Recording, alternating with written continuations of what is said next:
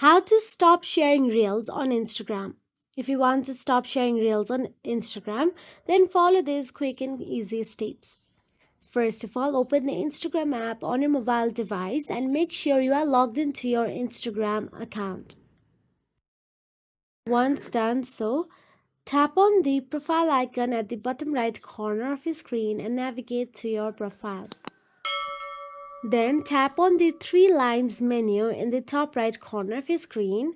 Then tap on the account center at the top. Then tap on the sharing across profiles. Then select your Instagram account and turn off automatically share reels to Facebook. None of my account has been linked here, so I cannot find that option available. But if you have, then you will get to see that option and simply turn that off. Now, other one is make your reels private or audience private. To limit who sees your reels, all you have to do is go to the settings and privacy and tap on the account privacy and make sure that you have a private account.